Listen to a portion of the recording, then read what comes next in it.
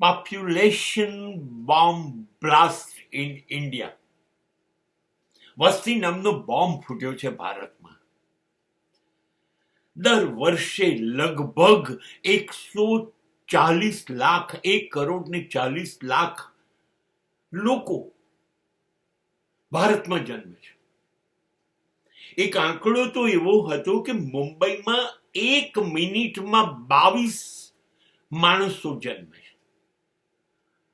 તમે વિચાર કરો, તમે જયારે કોઈને કહો છો કે હું 5 મિનિટમાં આવું, ત્યારે 110 લોકો મુંબઈમાં જન્મી ચૂક્યા છે.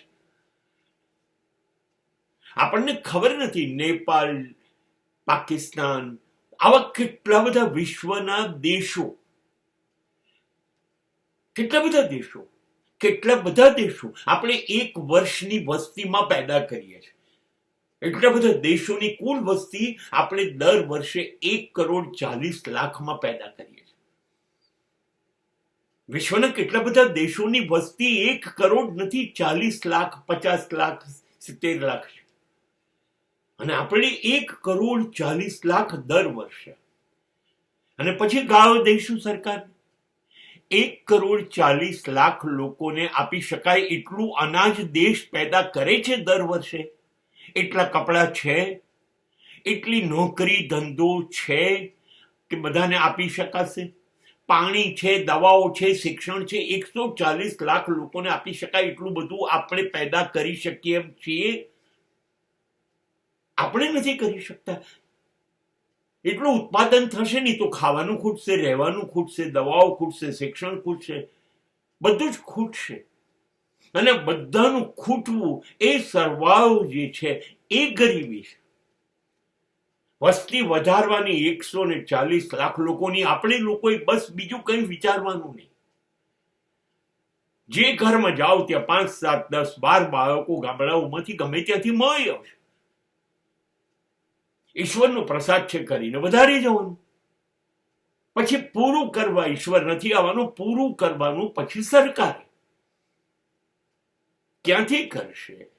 જેટલી જમીન છે એટલું જ અનાજ થશે. ઉદ્યોગો ધંધા એટલા ક્યાંથી થશે?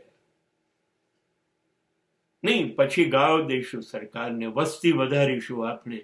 પણ આપણે જાતે કંટ્રોલ નથી કરવો કે નહીં, મને 1 બાળક કે 2 બાળક પૂરતા છે, 1 સિંહ કે 1 સિંહણ, મને 10 ઘેટા પેદા નથી કરવા. નહીં, એ વિચાર જ નથી કરવો.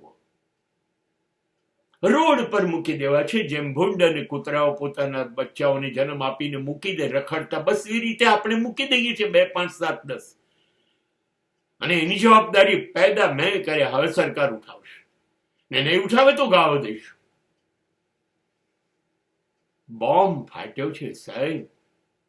1,40,00,000 લોકો એવરી યર.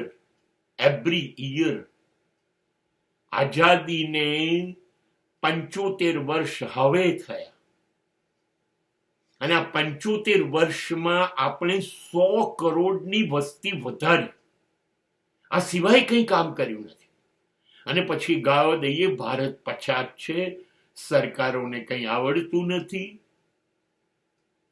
બસ આપણી આ વિકાસ યાત્રા છે.